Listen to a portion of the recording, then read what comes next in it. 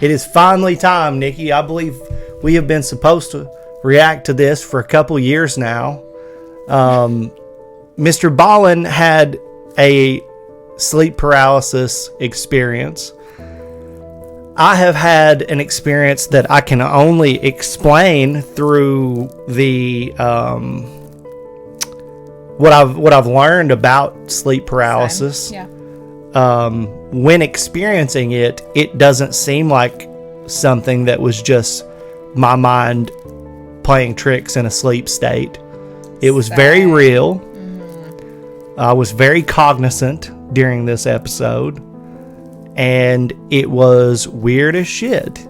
Yeah. While my movement wasn't frozen, I was trying to scream and I couldn't vocalize at all, which I've had happen in dreams before, where I was in a dream but I couldn't vocalize. But this is way different than anything that's ever happened to me ever. Yeah.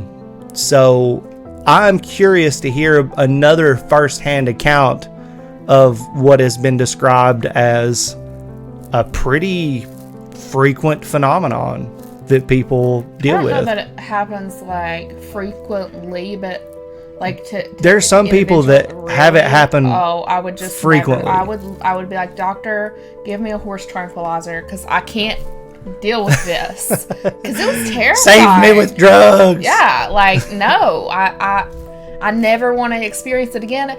But same. I will say, now that I know what it is, it's not as scary. Even though in the moment I'm sure it would feel that way. But when I didn't know what it was, and then it happened, and I'm from the South, and have a lot of religious trauma, I just automatically thought, oh fuck, something's trying to get me. I got some demons after my that's the thing. With my situation, it's much different. There are things that are the same that I've heard that other people have experienced, but there are some anomaly occurring in my situation that are not consistent with other people's. Are we going to tell our stories? I think we should watch the video, and then after we've reacted to the video, the differences, then we'll talk about our experiences if you want to. That's fine with me. You don't have to if you don't want to talk about it. I named my demon Matt Damon. Well, that would be a problem for me. I hate Matt Damon. I think he's a great actor. Damon. Something about that man's face just makes me angry. So if my demon was Matt Damon, I would be pissed off because he's so nice. You know? He is nice. Well, he seems nice. I've seen a video of somebody talking shit about teachers, not knowing his mom was a teacher. I think I've seen that and before. And then he was just like, you showed me. You need to fucking stop. Yeah. Well, I mean, teachers do a lot. Well, yeah, they do. One of the main things they do is keep you from smoking weed in the bathroom, which pissed me off. That's all you just do before school. Don't do that, kids. Damn it, Nikki. Don't do that. I was obviously being facetious. Anyway, let's get into the world of John B. Allen, Mr. Ballen, and see what his story says to us. He's got another story that we did a reaction to, which he actually commented on a few years ago, which is his story of being a Navy SEAL. And if you guys are interested in that, you can find it on our channel. But anyway, let's check this out. Right, let's go. JAT says my demon will be Tom Cruise. I feel that. I too very much dislike. I don't like Tom Cruise so much that I refuse to watch Tom Cruise movies. I've never watched Mission Impossible. Or any of those. Or I've never watched, what's the airplane, not MacGyver. Hold on. I know you're not talking about what I think you're talking about. Top Gun. I've never watched it. He's in Top Gun. Yes. Yeah, no. Goose? Is that? Is it a character? Yeah. Yes. Top Gun is so badass. I only know because of references in other movies. Have you seen Charlie Sheen's Navy SEAL movie? I don't think so. It's one of the first movies to depict, like, people didn't really talk about or know much about the Navy SEALs. That movie put it on the map. Not to say that it's a fair and accurate representation of the Navy SEALs, but people like he never was a SEAL. Like the movie No. Navy SEALs is a No. Charlie Sheen movie. Maverick. Anyway, Maverick? Maverick is the name of Tom Cruise in Okay. Top Gun. Yeah, no. Mm-mm. Where is it? I heard the door open. I heard the bells. I heard the pot. I heard the footsteps. I saw the door open. I see the thing walk in. I watched it walk down the aisle. I watched it bend over. It's in the room. Where is it? And this is night 1. There's 2 more nights of this, and it gets worse. 3 consecutive nights of it?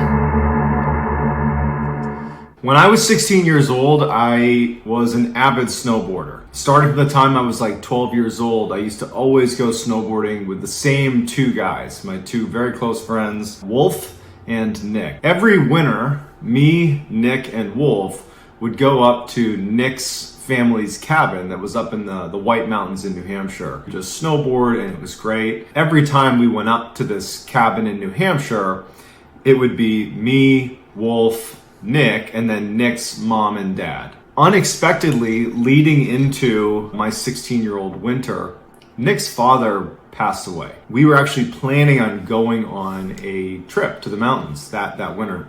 And I remember speaking to Wolf and being like, I don't know if it's even appropriate to ask about this trip, because we knew that Nick was very close to his father, and not to mention, like, every time we went on this particular trip up to the mountains, Nick's dad was always with us, and it just seemed like, how can we possibly now go on this snowboarding trip? Not only is it a low priority item, but just the dynamic is all different now.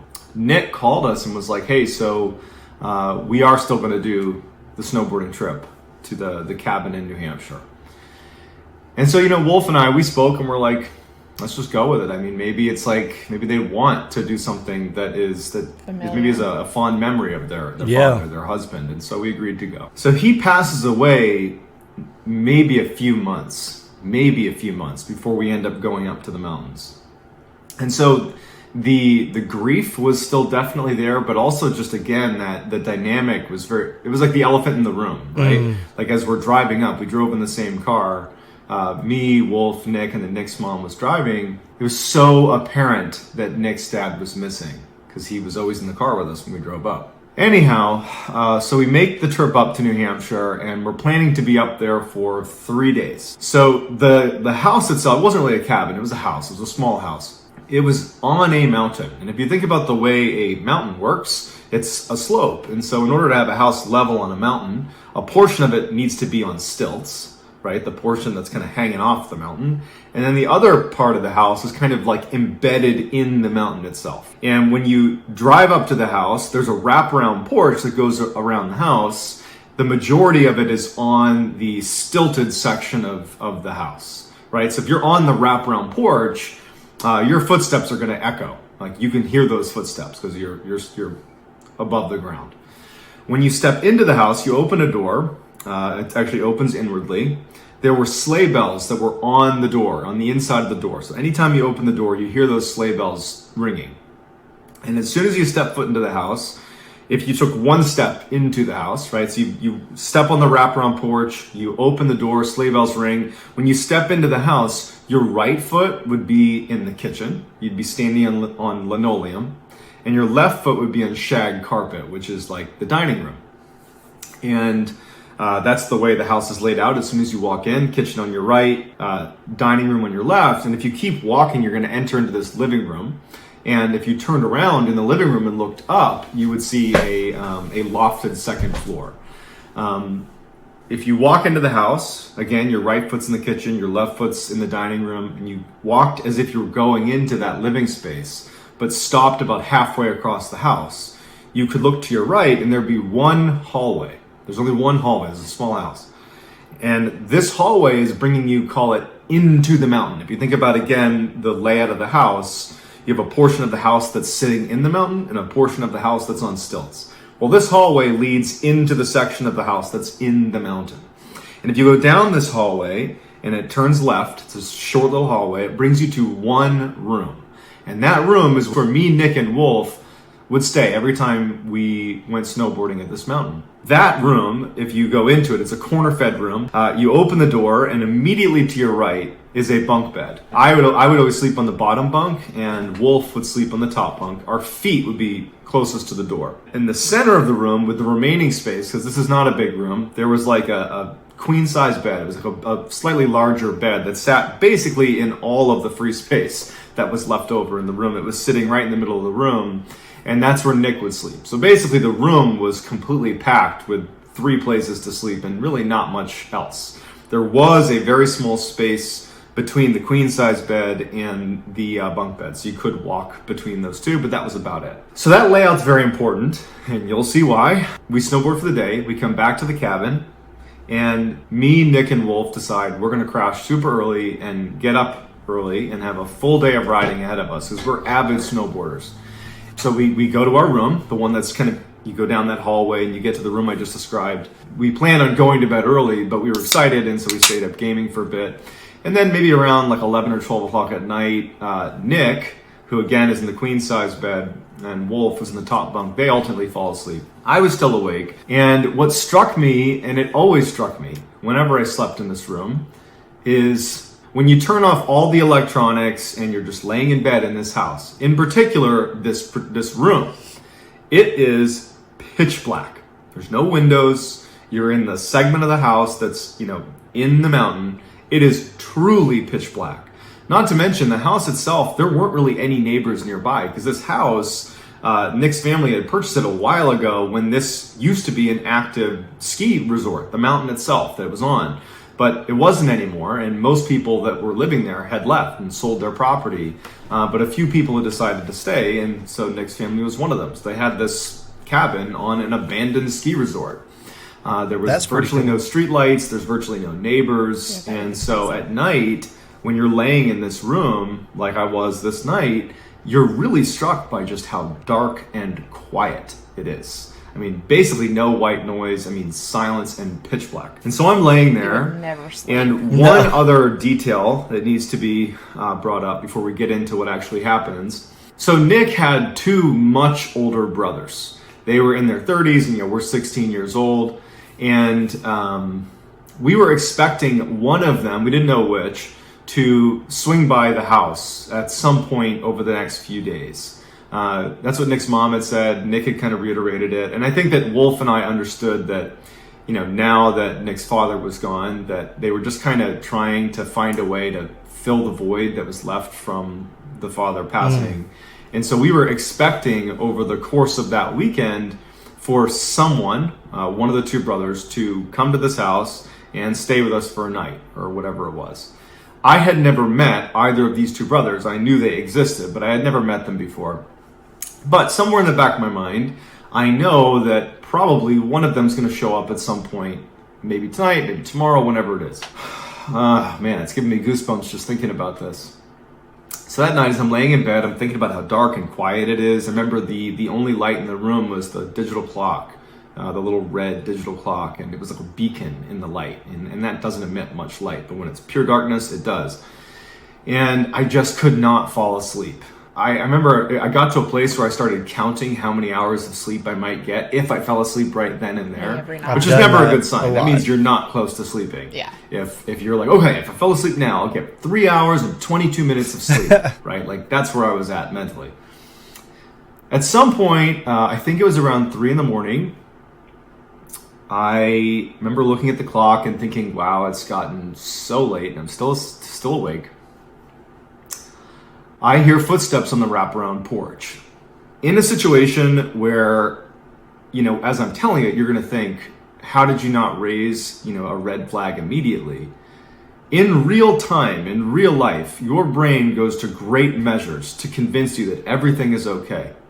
It really takes an enormous amount of anomalies to stack up for your brain to say something's wrong. And so that's what happened in this first night. I hear footsteps on the wraparound porch, and I immediately assume, even though we're talking, it's like 3 a.m, I just assume that it's got to be one of Nick's brothers. Amazon guy finally made it. This weekend getaway.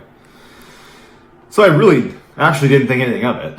I actually just thought, well, when he comes in the house, if he happens to come in here to check on us, I'll just pretend to be asleep in case, he were to see that I was awake. I don't want to have a conversation with him. Sure. Number one, it's 3 a.m. Number two, I don't know the guy. I'm just going to pretend to be asleep.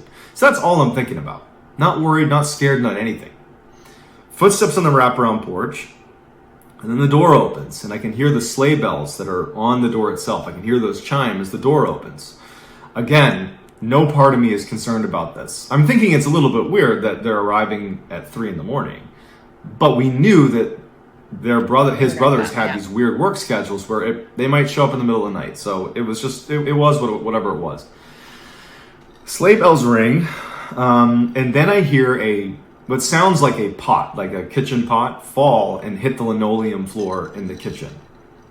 And I remember just the sound stood out to me. It just seemed like this person's kind of making a bit of a commotion in the middle of the night here. And the door didn't shut. And I noticed that. I figured they were maybe bringing their stuff in, right? They're offloading some stuff. And they're leaving the door open. Oh, just thinking about this, it's really making me feel uncomfortable.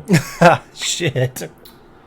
So I hear the footsteps in the wraparound porch. The door opens. I can hear the sleigh bells. A pot falls and it hits the linoleum floor. The footsteps that I could hear on the wraparound porch, because it's on stilts, right? Like the porch is hovering over the ground. You can hear those footsteps. Well, when these footsteps continued into the house, where you're on a concrete slab and there should be no sound, like I shouldn't hear echoing footsteps, it sounded like it was on the wraparound porch still, but the noise was getting closer to me. So it was like the footsteps sounded totally natural out on the wraparound porch, but once they were in the house, it didn't really make any sense that I could hear them as if the footsteps were standing on something that was suspended off the ground. But it wasn't. You're in the house on a concrete slab. And so I hear these footsteps. The door hasn't shut. The front door is wide open. We're in the middle of winter here. Yeah, we're in the middle of nowhere, too. It's snowing. And I'm thinking about that, but I'm still thinking it's got to be Nick's brother, one of Nick's brothers. The footsteps continue through the house. And they stop about halfway through the house. If you open that door and walk halfway through the house. And then the footsteps began to walk down the hallway towards our room. So they come down the hall. And they get right outside the door, which is shut. The door to our room is shut. And I'm sitting there. Again, my feet are closest to the door. It's pitch black in the room, minus the, digital clock. And I'm thinking, why didn't they shut the front door? Yeah. Of all the weird things that have happened, the fact that I'm hearing footsteps as if they're on the wraparound porch, but they're getting louder and moving through the house, the thing that really just made the hair on the back of my neck stand up was, why didn't they shut the front door? That just seems like such a bad idea. There's animals out there. There's a host of things out there. Like, why aren't you shut? And not to mention, it's freezing outside. There's a space between the bunk bed, the bottom bunk that I'm on, and the top bunk. There's a space that I can see clear as day. Yeah. Whoever walks in the room, I'm gonna see them when they walk past the foot of the bed. But because of the top bunk, my view is actually obscured, midsection. and I wouldn't be able to make out someone's face, for example. I could really only see their middle section. And so when the door opens and this shadow figure walks into the room, which, by the way, I'm in a pitch black room, and I clearly make out a black silhouette. This thing walks into the room, and it's obscured, so I wouldn't have been able to see its head or upper body anyways, but its hips are so high that I can't even really see those. Those are at the level that I would expect someone's upper body or head to be at, meaning this figure that's walked in, its legs are extremely long, and so if it was proportionally the size of a human, you're talking about maybe a 10-foot tall person, but we're in a space that is not a 10-foot high ceiling.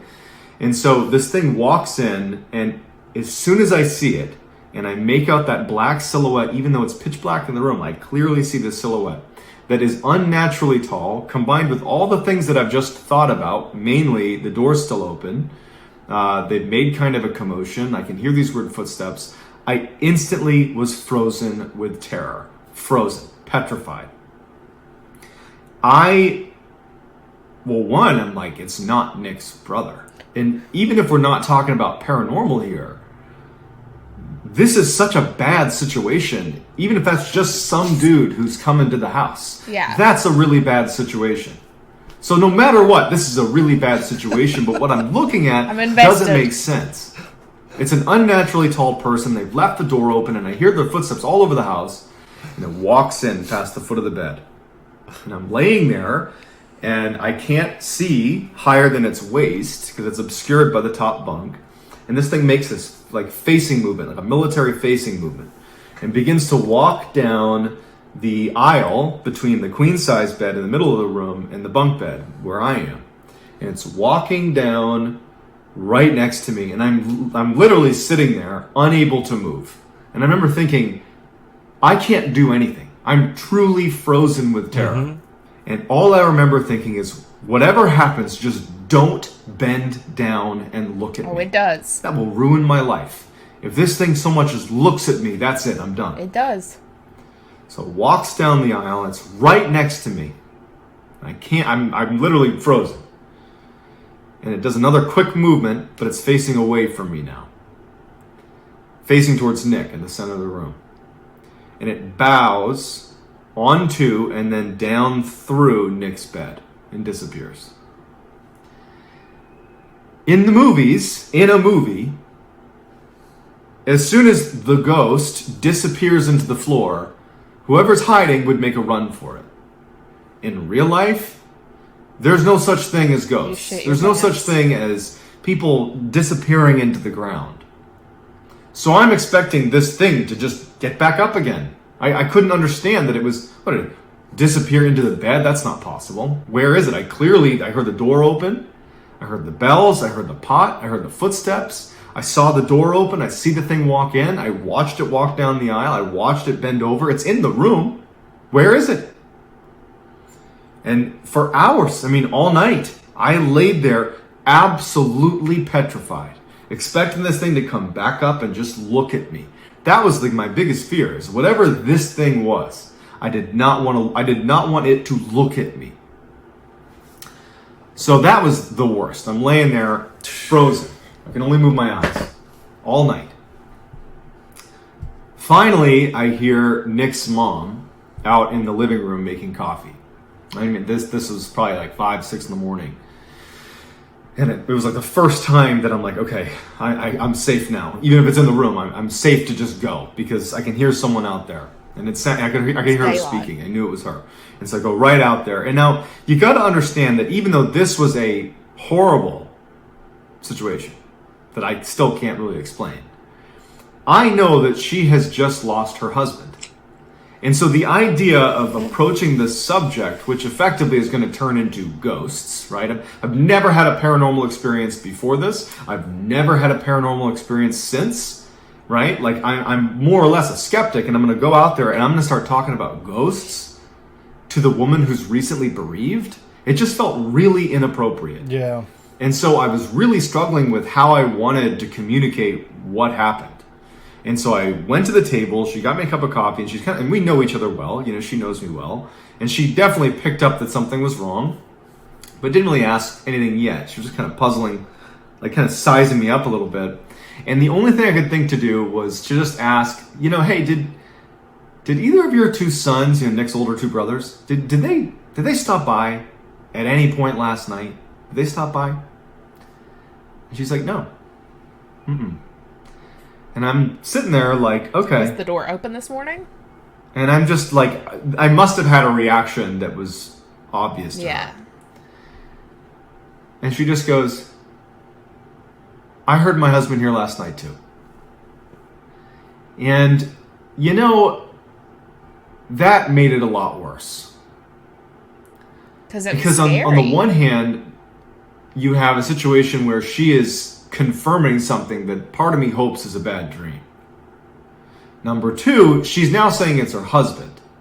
And so I intuitively assumed that she has somehow figured out what I'm stressed about that probably isn't real. And because she's grieving, she's created a story where her husband is now in the house. looking over us. I really believed that she didn't hear anything, that she just somehow understood that I had this weird feeling, and she'd turned it into oh, my husband's in the house. And I just couldn't ask any more questions at that point. I felt like I had set her up for this awkward exchange. I felt really bad that that was the discussion we were having. I also thought if that's true, I don't want to have this conversation. I really was just dumbfounded on what to do in this situation. And this is night 1. There's 2 more nights of this, and it gets worse. So Nick and Wolf eventually come out of the bedroom, and they come to the dining room. And the same way I felt reserved talking to Nick's mom about what happened, I had the same feelings about Nick, because it was his father. And I also just felt like that would be inappropriate. But Wolf, he's not a family member, and he's my buddy, and I kind of pulled him aside, and I kind of told him what was going on as best as I could. But I kept it kind of generic. I was like, I could have sworn I heard someone in the house last night. I could have sworn. And he's like, yeah, you're probably dreaming, that's what this is. And I was like, no, I wasn't, but I can't make sense of it. And I was like, can you just do me a favor? And at this point, Nick actually overheard the conversation, and I very much cut ties with what I was talking about. I was like, yeah, I just thought I heard something last night. It's just me freaking myself out. And I was like, can you guys tonight, when we get back from snowboarding, can I fall asleep ahead of you? That way, I'm asleep. You guys can just fall asleep after I do, and then I'll sleep through the night. There's a problem with this. He'll fall asleep, and it'll still happen. I'm all right. My big plan is I'm just going to go to bed really, really early, because I didn't sleep the night before. So I'm thinking, I'll fall asleep right away. So we go out, we snowboard for the day. My mind is off of what happened, and frankly, I'm starting to convince myself that had to have been, sleep paralysis. Even though I'd never had that before, I was Googling some stuff. Maybe it was sleep paralysis. Maybe it was just a really intense dream. I was just there has to be something. This is too weird. It has to be something explainable. Turns out it wasn't. We get back from snowboarding, and I am immediately going to bed. Pretty much immediately. It was maybe 6 o'clock. I was like, I'm going to bed. And I get in bed, and all I'm thinking about is what happened the night before, and I can't fall asleep. Eventually, Nick and Wolf, they come in the room, and they're trying their best to stay awake so that I can fall asleep, but it's getting later and later, and I can't fall asleep. And now I'm back to that, okay, if I fall asleep now, I get 6 hours of sleep. And they finally just said, hey man, I'm tired, I'm going to bed. So they both fall asleep, and I'm awake. And I was so upset with myself. You screwed yourself. Why didn't you just fall asleep, you dummy?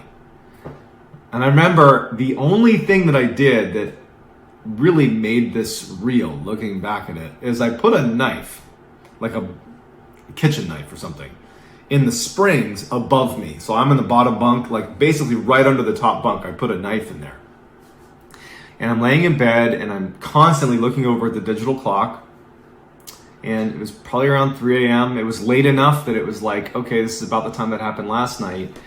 And my... What is it, the witching hour? Heart just sunk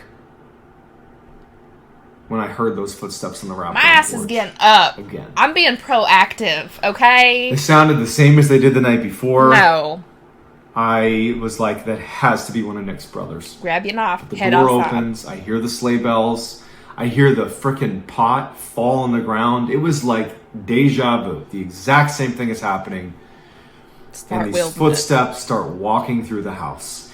And again, referencing how movies would portray this, the person who's me in the movie is like, okay, I'm going to get this knife. Yeah. I'm going to position myself over here because what's going to happen. That's you, dude. Myself. You were just saying In real life, I'm like, this thing's going to be in my room, potentially. It happened last night.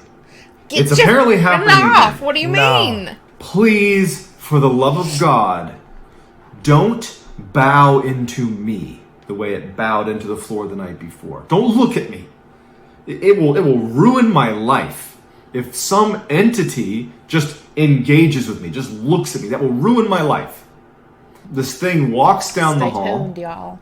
And I hear those footsteps coming down the hall. And just pretend for a second, forget the paranormal aspect. Pretend it's the middle of the night in the middle of nowhere. And a stranger is walking around your house. That alone is horrifying.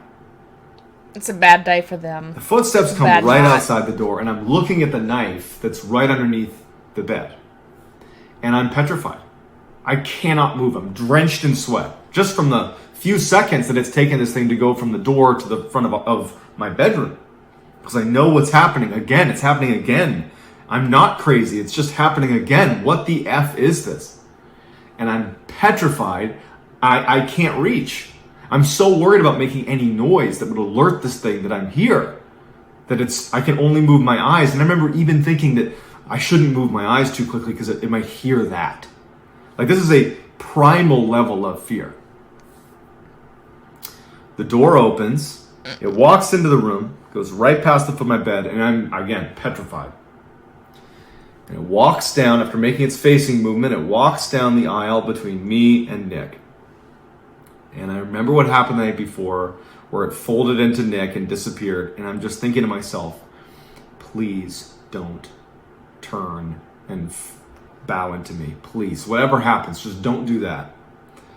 So it turns away from me and does the same thing it did the night before, folds onto Nick and disappears into the ground.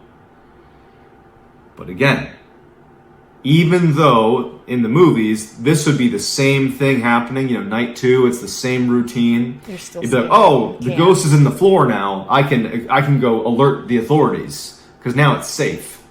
In real life, I'm like, where did it go? I know this happened last night, but it still doesn't make any sense. It's in the room. It has to be. This is a real thing. It came in the room. It's somewhere. Is it under my bed? Where is it? All night, I lay there. This is the second night that I've not slept. When I heard Nick's mom out in the other room, it was like such a relief. Because I didn't give a crap at this point about being polite. I wasn't going to try to distance myself from the conversation around ghosts. I was going to go out there and be like, what's wrong with this house? And so I hear her and I go right out to the living room. It's not her. And I tell her everything. Okay. In as acute detail as I possibly can. And as I'm telling her this, her reaction didn't line up. Her reaction was not surprise, terror, confusion. It was empathy. She felt bad for me. It was sympathy. You don't understand. I'm listening, but you just don't understand what's happening. And I'm telling her every detail I can possibly muster. And at the end of it, or towards the end, she just kind of stops me. She's like, John, I told you yesterday, and again, I heard it last night. That's just my husband. Why is he doing that? Last night too. Why is he doing that? Nothing to worry about. He said, fuck y'all, I ain't missing the fucking snowboarding trip. Y'all are crazy. That cannot be what it is. And she was like, I heard him open the door. I heard the pot fall. I heard him walk through the house. Why do you think no? I'm assuming he went into Nick's room again with you guys. And I'm like, what is happening? I'm leaving. So totally now just beside myself. I remember I was crying, actually. During this conversation, I'm just crying. Not even tears of terror, sadness as much as just what's happening? I needed my mom. I felt so helpless. And no offense to Nick's mom, but I just felt like I was with a lunatic. How? But at the same time, she's recalling the exact same things as me. How do I put that together? Has this ever happened at her house? I remember thinking, before? I need to leave. I need to get out of here. I can't be here anymore. Exactly. But then I thought about how am I going to make this happen? Nick's mom and Wolf and Nick, they're not leaving today. And it was pretty clear that Nick's mom liked the fact that she, heard her husband walking around the cabin. I'm sleeping in the car. There's one more night that we're here, and I would have to tell my parents to drive, my mom or my dad, to drive to New Hampshire and come get me. because I'm seeing ghosts. Like, this was a trip that I loved. I looked forward to this trip every year. It's complicated. It wouldn't have made any sense, and they would have been like, what's wrong with you? And I honestly was not prepared to have those conversations with my mom and dad. I was not prepared to be like, let me tell you about the ghost I saw over the past 2 days. Yeah. And so I was just kind of resigned and decided to stay. In retrospect, I think I should have called my parents and been like, that's what parents are for. Like, get the hell up here. It doesn't matter why. Come get me. But it was such a confusing moment that I had no blueprint for how to handle. And you're going to make your stay. friend feel like shit. His experience way worse than mine. And I remember I made that decision as I'm sitting there thinking about what's happening. Is Nick's mom is reassuring me, you know, about her husband being in the house. And I make the decision that I'm going to stay. Nick and Wolf come out of the room, and they come over, and Wolf pretty much immediately looks at me to get a gauge on what happened. And you can see it all over my face. I've been crying. And I told them what happened. And, you know, Nick was always kind of a stoic, and he was just unaffected, you know. Wolf, on the other hand, was more inclined to, at a minimum, believe something was happening. Why aren't they? He didn't know if it was a that? ghost or not, but he certainly understood that something's going on. And the fact that Nick's mom, as I'm explaining to Nick and Wolf what's going on, she was like reinforcing my argument. Yeah, I heard him too. I heard the door open. Yeah, I was upstairs. I heard him walk through the house. And Wolf's like, what's going on? And Nick is like, he didn't want to hear it, kind of. It probably was uncomfortable. It's about his father, or ultimately talking about his father. Before we went out snowboarding for the day, because Nick's mom would drive us and drop us off, she brought us to a local store, and we bought a coffee table because they've been looking to replace the one that was in their house. Basically, when you walk into the house, instead of turning down the hallway towards our room, if you just keep walking into the lofted area, at the foot of the stairs was a coffee table where they kept a landline phone because you're in the middle of nowhere and you got to have some way to call, and they put it right at the foot of the stairs in this little coffee table. But it had broken, or it was old, or whatever. I know they wanted a new one for a long time. We went out and got it. Me, Nick, and Wolf, we snowboard. We come back. We help offload the coffee table into the house. We put it at the foot of the stairs. And that night, we go to bed. I was ruthless in trying to keep Wolf and Nick awake. I mean, I wasn't even trying to make jokes out of it. I was like straight up kicking the bunk, like kicking Wolf's bunk, like literally shaking Nick. I was doing everything in my power to keep them awake because I couldn't sleep. I'm terrified. Yeah. It was like the opposite of how excited you get before Christmas and you can't sleep. It was like the opposite of those feelings, but you still can't sleep. It was like, this is the worst night of my life.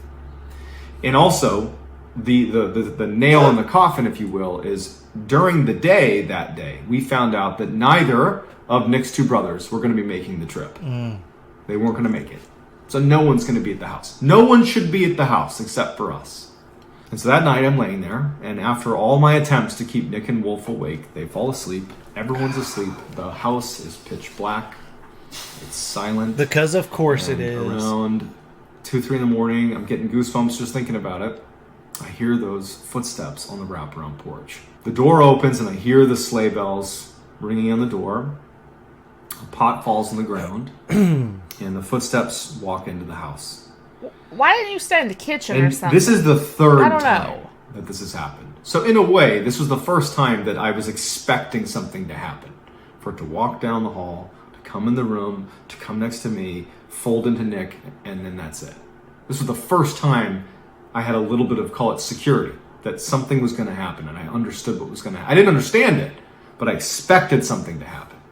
But this was not the case. It walked into the house. Everything was the same. It walked into the house, but instead of going down the hallway towards our room, it kept walking into the lofted area. And the lofted area, from where I was laying, my foot's at the door, my head's back here, the wall straight, if I like sat up in bed and looked straight, the wall right there led into the area where this thing was. So I'm basically, if there wasn't a wall, I'd be looking dead at this thing.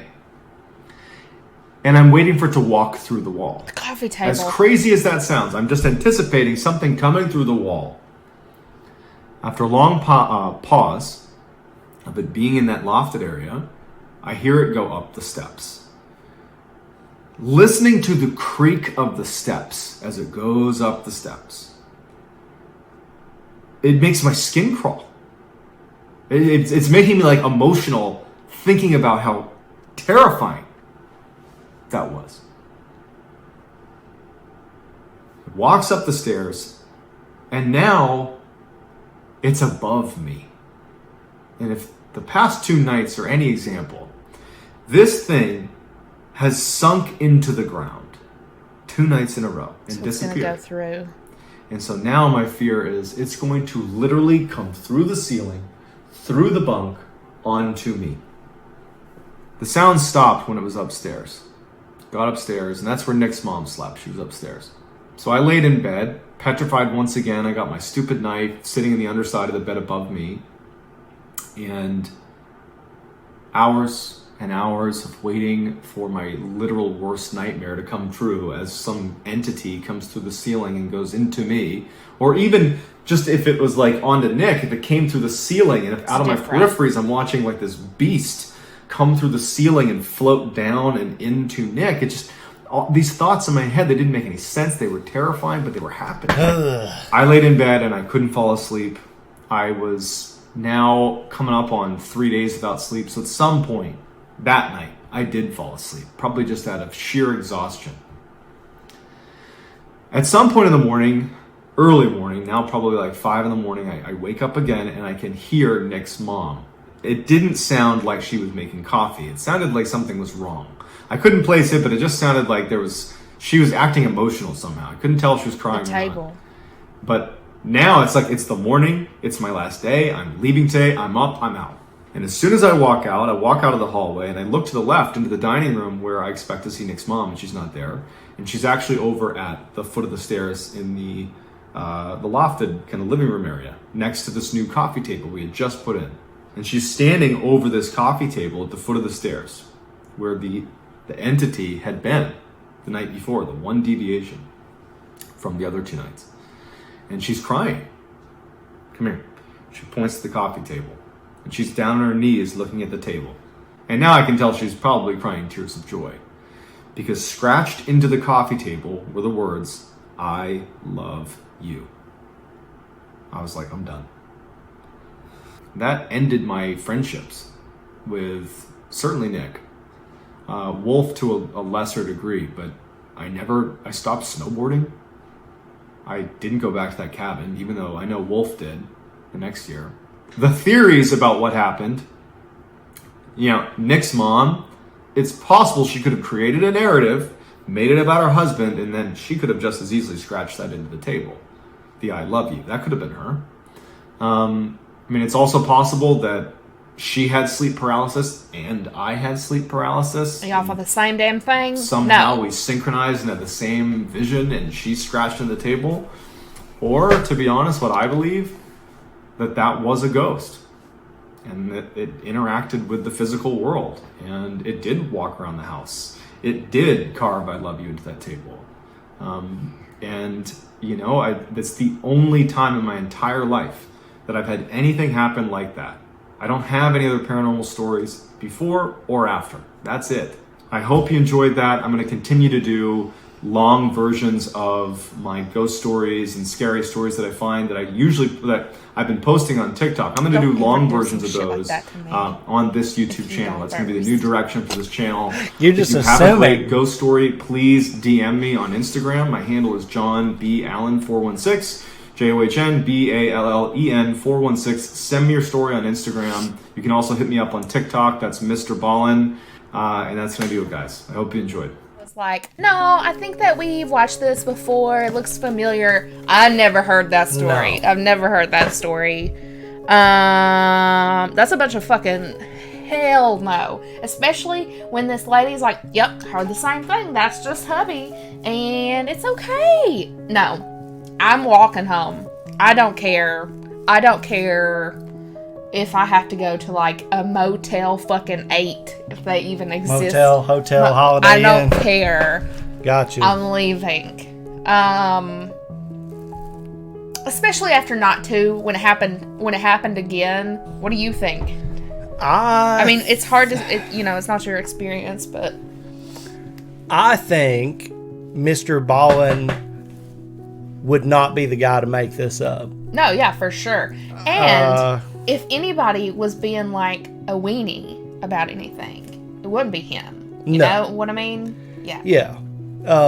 This guy's, he's a former Navy SEAL. His mind has been put through incredible tests. Now, not at that point, but he still is who he is. Yeah, but I mean, it is who you are. Yeah. You don't, you know what I'm saying? Like, if he was a weak-minded person, he would have never made it to that point. So he's obviously not. So what do you think about the I love you being etched into the new furniture? When it comes to situations like this and different ideas about the afterlife and energy lingering and things like that, I think that, who am I to question this when there's nothing to be gained from it? Yeah. When I get skeptical is when people are snake oil salesmen and they're trying to sell a book, they're trying to sell a product from this claim. Y2K survival buckets. But this guy could tell anybody's story and be just as successful. So if he's got all these stories to tell that are doing just fine, why would he tell his? Yeah, I don't think that he's lying ever. I'm just saying, do you think that it would be more on the side of a ghost, or that was just Mama trying to make it all So make sense? I believe in entities that are both positive and negative, just like the charge of everything in existence. There's positive and there's negative. I think that I have experienced and been around enough interesting stuff to know that when people are vulnerable, the bad stuff wants to take advantage of that vulnerability. I do not believe that people's significant others, are actually still there. I'm more along the lines of believing that the darker forces out there feed off of fear, false hope, sorrow, pain, anguish, the desperate, the vulnerable, the destitute, to incite fear, further trauma, anger, outrage. It's a when you look into paranormal shit, there is all, and I include every religion as also paranormal shit, right? Because we're talking about things that are bigger than our day-to-day reality, right?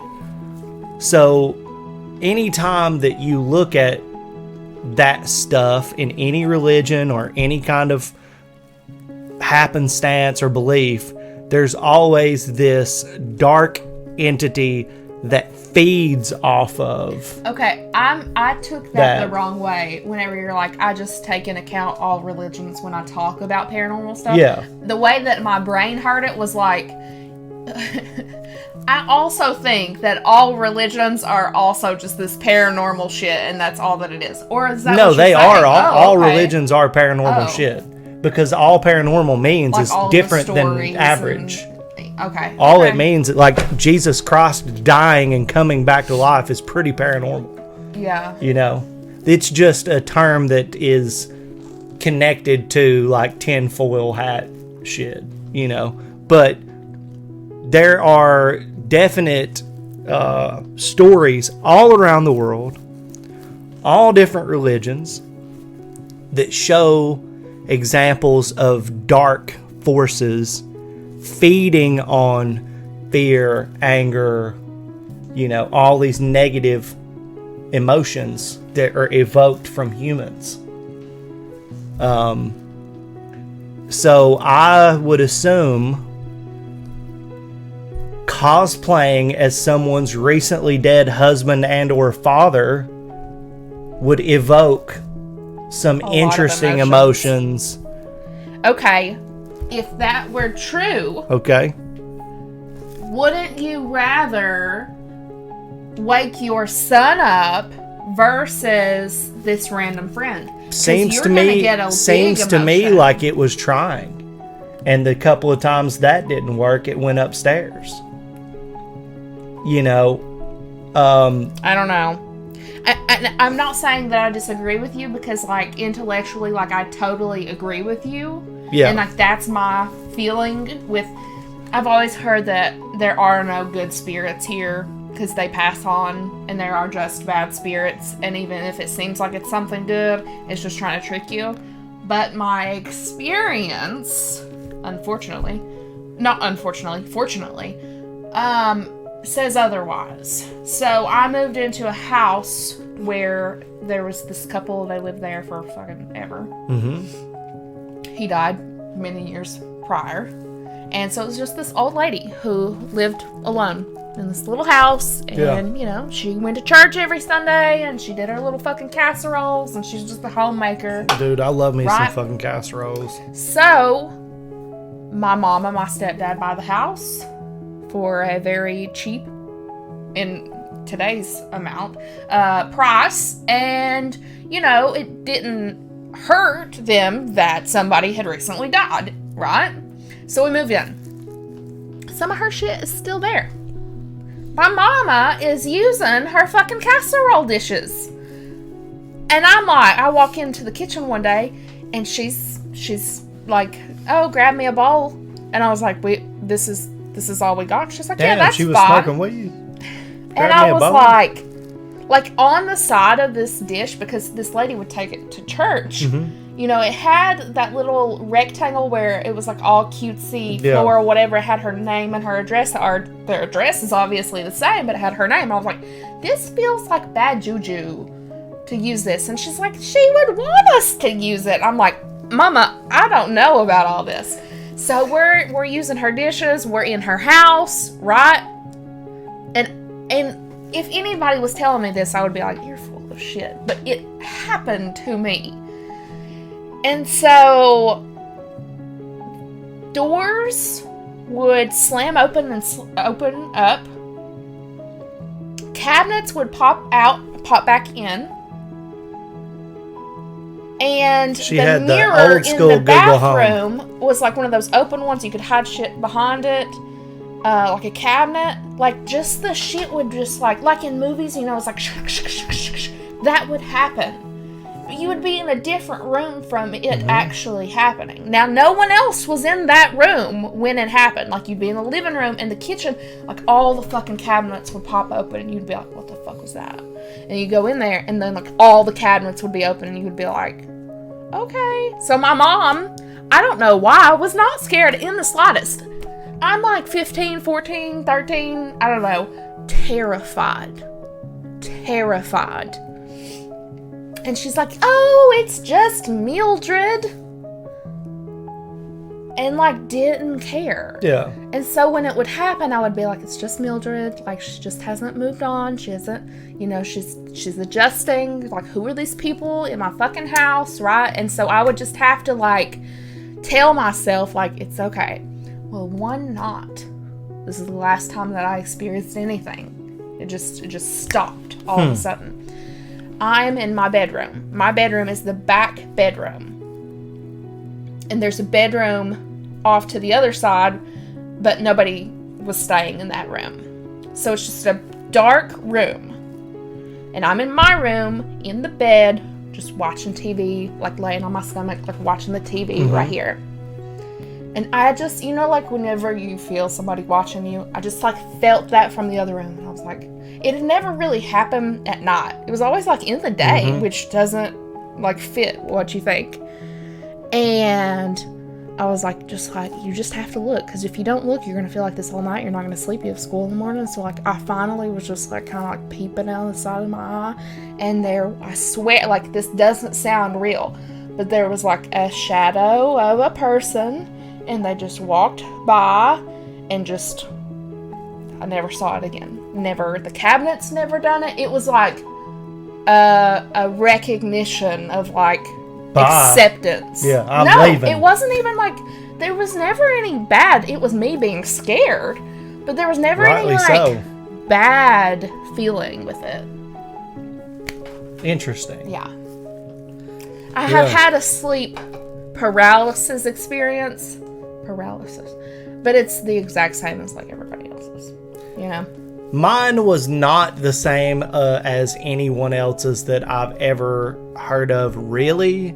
I've looked into it a little bit, but I was also like, do I want to fucking know anything else about this shit? I went down the rabbit hole. When it happened to me, I was really young. I was like 7 or 8 years old. I was still at the age where like I didn't sleep alone, and I was raised by a really tight-knit family at the time. My aunts and my uncles and everything were like surrogate fathers and mothers. I would stay with aunts, I would stay with uncles, and I had a great set of people that took care of me. They were good. They were good to me, and I'm very grateful to have had, while some of them have gone on to ruin their lives with drugs, and my Uncle Chris is no longer here, but this was with my Aunt Tammy, who's like the most straight-laced, take care of you. She's great. Yeah, she was a very responsible person. Take you to have fun. And I always felt very safe with her, and this was a fine situation. And so I was asleep with her in a room in my grandmother's house. And I mean, I was probably like 6 years old. Yeah. And I can't remember why, but like I was just kind of stirred awake. Like something woke me up. Probably at like 3 or 3:30. That was going on. It was really late, and I'm laying on my side, just kind of like, fuck, I'm up, like, I'm tired, like, why am I up? And I see this gargoyle looking thing. And when I say gargoyle, I'm not talking about like the Disney animated TV show gargoyles with the big muscles. I'm talking about like a baby goat type thing. Yeah. That's kind of chubby and little and has wings and kind of like, mine's totally and kind of like a dog face, but like the body of a baby, kind of, but like gray claymation form, like what you would think a demon would look like. And when it moved, it didn't move like fluid; it moved like jerky. Like the Ring Girl or something. Yeah. Yeah, but this was like stop animation movements, like shitty stop animation movements.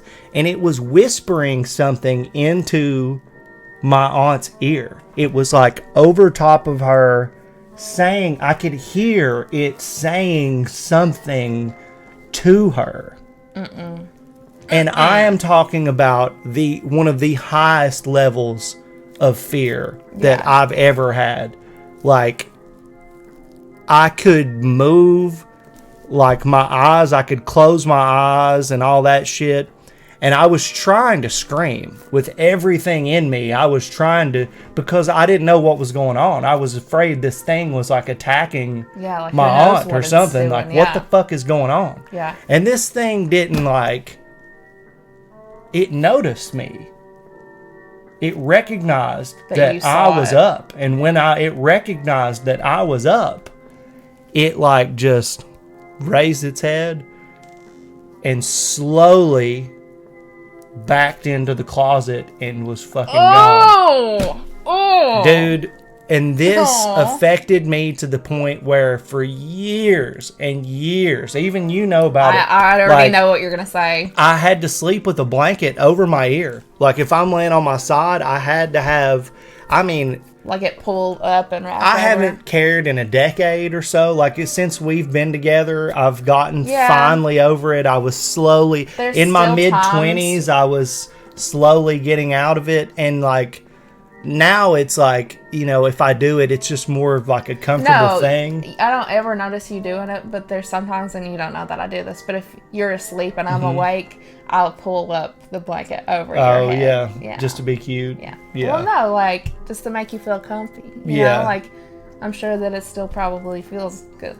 Yeah. But I told my whole family about this. You did. That room right there, this happened, this is what went on. Like, not like I'm scared of this situation, but like, nobody go in that room. Like, I don't want you to go in there. Don't you go in there. And there was like, so essentially the most redneck fucking thing in the world was what made this home. It was 2 trailers that were like double wide trailers put together. I don't know how the fuck back they to did back this. and just bridged a hallway between one of the, like, the back door to one trailer was the front door to the other one, fused together that's sick. into some kind of crazy. That's I mean, really it was fucking cool. like 6 rooms, 2 bathrooms, like, yeah, it was. My grandmother had somehow combined the most redneck palace that you could imagine. So they were double wides? They weren't yes, single wides? no, Fuck, it was man. huge. Yeah. That's why we could all live there. That's like awesome. we could all live there. But like, there was that room, and then there was a like side room that went out of the back of that place that had like a window that went into that room, and even going to get to the back deck that was behind the house and everything, like the window to that room was there. It was covered, but there was a window in that hallway that went into that room, and I would not even look. Like, I couldn't go into that room. I couldn't look over into that room. Every single thing about that situation was like hyper real to me. Yeah. And like, it's gotten foggy over time. We're talking about 6 years old, and I'm 34 now. Yeah. So it's hard for me to but for the longest time, I had a vivid memory of this. Like, I could detail what this thing's face looked like, what movements it made. I tried for the longest time to try and understand what it was saying, but it was not speaking English. I heard this shit, and here's the thing that really fucking freaks me the fuck out is whenever I heard someone speaking or trying to like translate ancient Sumerian, which is a language that wasn't really, like, it took a long time for them to decipher it and everything. It sounded just fucking like that. So you had a ancient Sumerian demon? Is that I how that don't would know. work? Here's the thing. There is part of me that wants to think that was a sleep paralysis situation, and none of it was like that actually. Okay. So But the more that I learn about it, because later on I did research it, it's like, oh, that's a thing. People in like the 1800s have talked about it. People. But is it a thing because it's just sleep paralysis? Is it a thing just because in the 1800s they didn't know what sleep paralysis was? Yeah, it's all this mixed bag. But the sleep paralysis thing is always this thing in the corner, or this thing sitting on your chest, or whatever. It wasn't like that. I'll tell my story to get to this point. But in my first psychology course in college, we learned about sleep paralysis. And there was a picture of a little gargoyle boy sitting on a person's chest. Yes. And it looked almost like stone or something. Like it was gray. And so that's why I think it probably had to be a sleep paralysis experience. Especially you saying you were trying to scream and you couldn't. Right. Like I said, there's things that line up. Yeah. But then there's this whole other element to it Maybe it's a mixture. that doesn't. Maybe people like made sleep paralysis like, oh no, that's just like the explanation of this other thing. Well, it's still a thing that is not understood. It's still this thing where they don't have a brain map to go, here's where your brain's triggering sleep paralysis, and they do a lot of sleep studies. Well, it's like in between your sleep and wake cycle. So that's Right. why your eyes are open and you're seeing things in the room. So my experience, I'll just cut it real short because I know we've been going long on this one, like a really long time. And I had been drinking tequila this night, so that has to factor in somehow, okay? So I went to sleep. It was really late. Mm-hmm. I had been drinking tequila, all right? I'm laying in bed. I wake up. Outside, there is like a street lamp that has like this very orange glow. So if I wake up in that room, it's not dark. It's like, dim, but it's not dark. So I wake up, and in the corner of the room, behind where the door closes, there's like the sleep man. There's like there's a thing on TikTok, I can't remember what he's called, but it's like, don't take Benadryl because you'll see the sleep. That's an iceberg. I saw a Benadryl sleep man iceberg theory the other day. Really? Yeah, I didn't click on it, but I did see that someone had made one. An iceberg? What's that? It's like, that's just the tip of the iceberg. Oh, yeah. So there's the little thing that about that's sticking out of the water. That's Yeah. the tip of the iceberg. So but down below it is this gigantic thing. Oh, I thought it was like a website Yeah, or something. Okay. no. So there's like the sleep plague doctor dude, right? But it's like, Plague doctor? okay, he doesn't have the thing, but like imagine the sleep plague doctor, but it's just like Just a an shadow outline. man. Yes. And so he's like fuzzy, like electricity. This is what I've heard of. This is the most common thing that when I was researching this is what I've heard of more than anything. Yeah. And so he's like over there in the corner. I'm awake, all right? And I see my surroundings that everything's in place where it should be. Like, Yeah. I am using my eyeballs to see everything in the room. Nikki's balls were being used. I could not move. I had my boyfriend at the time asleep with me right there. Motherfucker. And I am trying my best to just scream bloody murder. And I won a screaming contest when I was like 6 years old. So I can fucking And she could scream. win one today, I promise you. So I'm trying to scream. I'm trying to like shake him awake. I'm trying like anything. Fucking call 911. I wish Siri existed and then I could just, hey Siri, 911. Something. Get this away from me, right? Oh, Siri, stop it. Did you really just do that? I did. Okay. Did you make sure that it didn't... No. It didn't. But also yeah. Okay. So, right, and I'm just like, stay in the fucking corner. Just like him. Like, he was saying, I have this, like, deep primal fear that this thing's gonna, like, come look at me and I can't do anything. That's what I was scared about, too. That's why I was like, oh, it's just sleep paralysis. So, Yeah, I was staring dead at the thing that I saw. Oh, yeah. My eyeballs are open, and, like, he's in the corner of the room, right? So he just, like, makes his way at the end of the bed, and he starts walking to where I'm asleep, right? And I'm just like, I need to, like, piss my pants because I can't believe this is happening. Just like a fade shadow movement. Just swift, fluid movement. He gets beside of me at the bed, okay? And I think, okay, like, it's just going to ban it. Like, what's going to happen, right? Everybody else that I've ever heard says, like he said, like, it vanished, right? Mm-hmm. Like, it just goes away. Now, at this point, I had never heard of sleep paralysis. I don't know shit about it. I just think it's literally a demon. Yeah. It sticks what would be its hand out right here and touches me in the neck. and electricity is shooting in my neck. I feel zaps. Like, people in the comments are going to be like, Nikki does mushrooms or... No, I swear, I was just drunk that night. I felt electricity, and I am bugging out. Like, I can't scream. Like, this guy's hurting me. I know it's not a person. I don't know what the fuck to do. And I'm not a very religious person because I just got a lot of religious bad stuff, you know? But I start praying because I don't know what else the fuck to do. I wake up. There's no him going away. There's me fully having control of my body. And the next day, well, of course, I like wake my person up. I'm freaking the fuck out, right? They're like, oh, nothing happened. Nothing happened.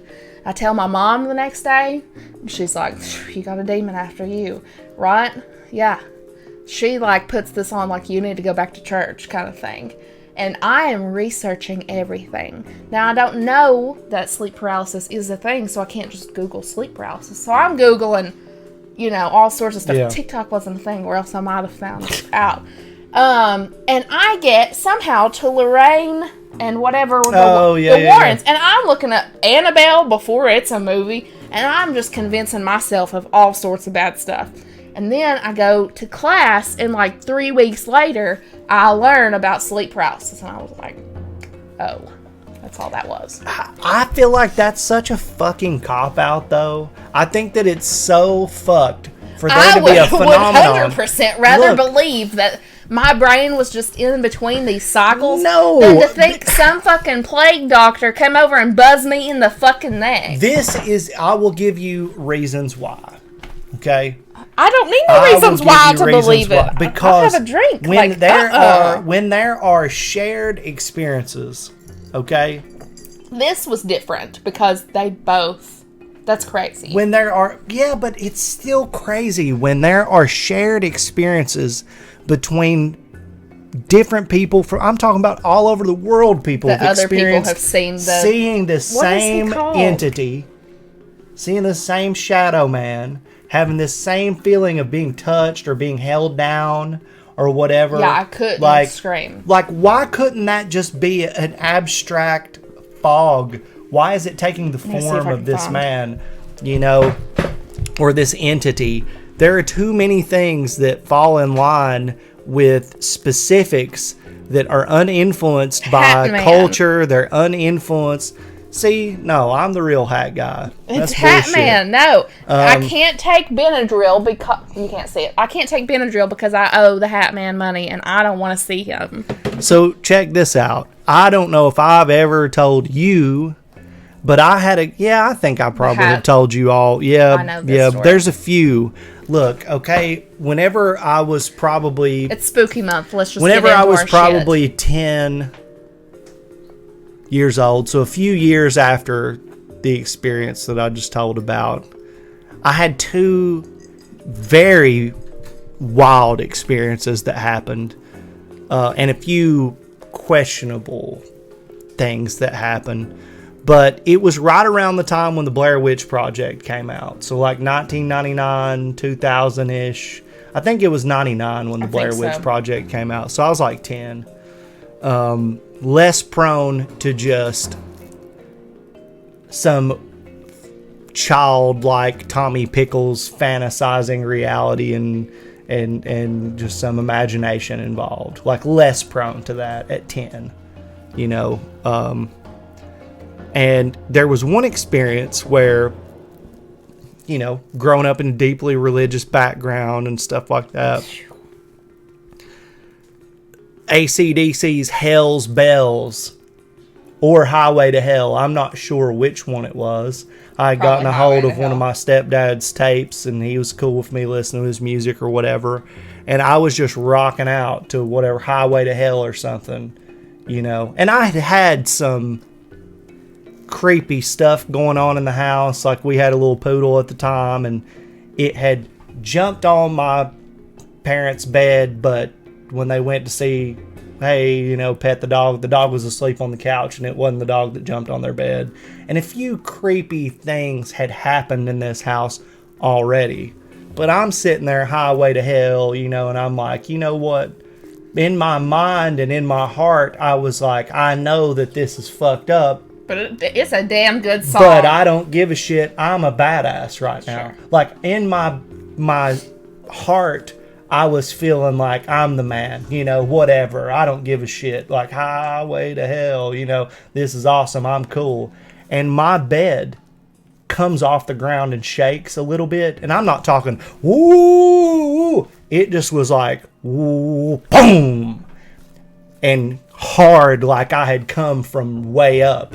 But just a little bit, shaking, and then slammed on the ground.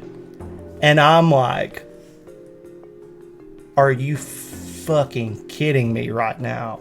I went from I'm the fucking man to I am nothing. Mm-hmm. And I think that was the point. Yeah. Right? Another time, Broad, this happened at like... Everything happened in the day except for my sleep paralysis. Yeah, that happened at like lunchtime. I mean, this was broad daylight, me sitting in my room with music loud, chilling, and I went and turned that shit off. Dude, that was fucking horrifying. It was an answer to should I be scared or not. And the answer was, you bet your fucking ass. You better be scared. And then there was a, like, I don't know where my grandmother got it from, like an auction or something, but like an old state trooper hat that she had given me that I thought was so cool, you know, would like just have that. Just random shit, you know. And I had my toys scattered about, and it was sitting there, and I noticed out of the corner of my eye that it had moved, and I was like, what the and I just looked over at it. I was like, it just moved? That's weird. Like, I just saw something. My mind's playing tricks on me. I just saw it. While I'm staring dead at this hat, it goes and stops. So is it like in the floor it's moving? It's laying on the floor. Okay. And so I'm like, there's a mouse or something under this thing. Like, what the fuck? So I go over and pick it up. There's nothing. It just moved. I have not talked about this shit. I don't talk about this shit. This happened. Yeah. The bed thing happened. The hat moving thing happened. Okay? Now, in this house, my mom, I don't know fucking for what, when it happened, but she started collecting these fucking like moon mask things. The masquerade. Yeah, and like it was clowns. It was the theme. Clowns that would sit up on these fucking like little swings. Marionette dolls. Yeah, and the clowns that would sit on these swings. And like hobo clowns. Yeah. And like I had a friend's grandma. And they were like porcelain faces and stuff like that. There would be certain times where I would be walking through the house or whatever, and I would see out of the corner of my eye the clowns' heads move. I always imagined, but right? It never. You think? Yeah. I'm just, well, in my brain, I'm going to remember where that thing is looking right now, because it happened so much that I was like, I'm tired of being scared. And how old are you at this point? 10, 11. Okay. I'm tired of being scared. I'm so tired I would have fucking of being scared. Those things. I was sorry, Dude, Mama. that started boiling up in me. Yeah. But I remembered, where they were at, where they were positioned, and then I would start checking after feeling that way or whatever, and I will be goddamned if those things weren't moved. I would be, and I went to the point, there was points where I would just be like, I'm going to make a deal. Like, I'm going to barter with these things somehow to just like leave me the fuck alone. Like, don't let this be the case. And eventually, I no longer lived in that house. My mom moved out. There was things like ceiling fans would shake, or dishes would fall, or shit that would scare me at night would happen in that house. It was an ongoing thing that in that house I was scared. And I grew up in rough circumstances. Not like that no. regularly. No. And I grew up in rough circumstances. I was on the streets a lot. And I was a kid that, I'd had fights. I'd had everything that should toughen me up. I wasn't just like some shut in and was scared of everything. Yeah. I was just like, these things had happened to me there. And my dad gained custody of me. I went to live with my dad and my stepmom. My stepdad and my mom and my little sister moved from that house and were living somewhere else and everything. And I went to stay with my mom one day. It gets real dark from here. And my mom was like, dude, do you remember saying like all this shit that had happened in that house and all the things? And I was like, yeah, of course I remember that. She was like, dude, a baby just died in that house. And I was like, what are you talking about? She said this lady was giving her baby a bath in that house. Somebody knocked on the door. She went to the door, and I'm getting like cold chills talking about this now. She went to the door to see who was there, and when she went back in the bathtub, the baby was face down in the water, and they couldn't save it. And there was nobody at the door. There was nobody at the door. So, it gives me the heebie-jeebies. I mean, bad juju, because thank God, like, I had a little sister in that house. Like, I had my own experiences in that house. Yeah, my lady was just a nice old lady who went to church and made This was not a nice. Like, this was not a nice thing. yeah, And I had practice with going through this shit and praying and asking for, the good stuff. In the times of this, I was, I started going to church. I, got saved and was baptized and all these things. And I would always reach out for like Jesus Christ in these times. Yeah. And it helped. Listen, It helped. it's something that I struggle with a lot. Religion does not come naturally to me as someone who is a very evidence-based person. Like, I need answers. And that came naturally to me because that's what I grew up in, and that's what my family, like, that's just, what you believe in. Yeah. And so I don't think that it matters to me personally, like, specifics. It's just that it is. And so when I started praying, that's the only time that I woke up. Now, was it that I believed that I had something on my side, or, I don't know, but it broke whatever was happening. It's fucking weird. Yeah. We're not the type of people to be like, we're ghost hunting and we're hell no. Ouija boarding and, Yeah. I try to stay in the land of like easy to understand and living a positive, fun life. But I'm telling you, those are things that I don't talk about often. Yeah. I don't even like to think about it. But it because that's when your life is fucking weird. Or just intersects with something else. Something else. And I am all about. Well, there was a point where I just became incredibly angry about the situation. I started having dreams where if something, that would like turn into a nightmare about the situation or whatever, and I would just be ready to fight. Yeah. When I started getting not scared, but just fucking pissed off, Like, because I felt like I was being picked on, things changed. It changed from something that I was trying to avoid to something that I would openly confront. If I started to feel some kind of way, I'd be like, let's fucking go. Yeah. Let's fucking go right now. Show your ass and let's fucking go.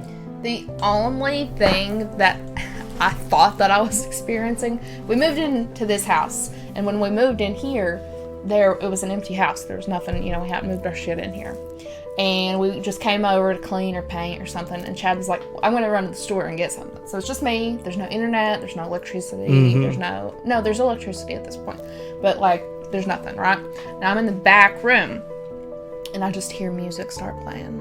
And it's it's Queen, right? And so, Queen starts playing from another room, and I was like, it just instantly took me to Insidious when she's home alone. Don't sing that song. I don't do that. All right.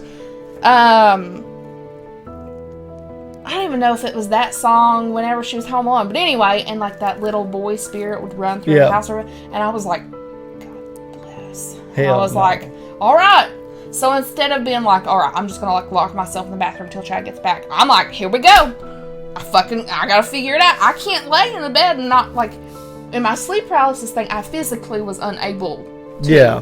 I am a very headstrong, proactive, aggressive person. So I'm like, I don't know what's gonna happen, but I'm gonna march my ass in there and figure it out. Chad had just plugged up. Oh yeah, the iPod. I brought it back because we didn't have 2005 in the house. And and he was still here, and I was just like, you don't even know how much you just scared me right now. Yeah. But anyway, yeah. So we have our experiences. Mr. Ballen has his.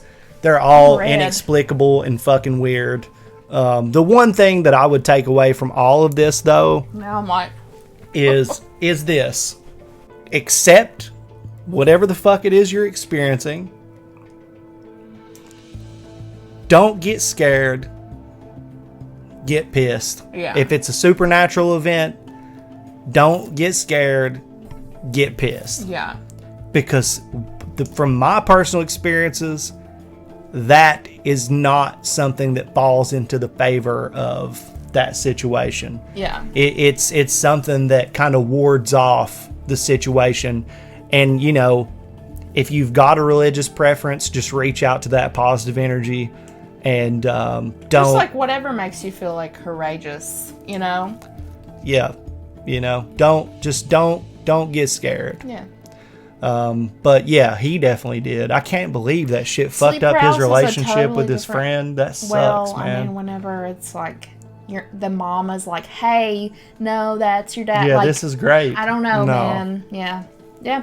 No, but anyway, good video by Mr. Ballen. Hopefully you enjoyed our stories as well. Yeah. If you have your own experiences, feel free to share those. Yeah. But thank you guys for checking this out with us, and we will see you next time. Bye. Bye.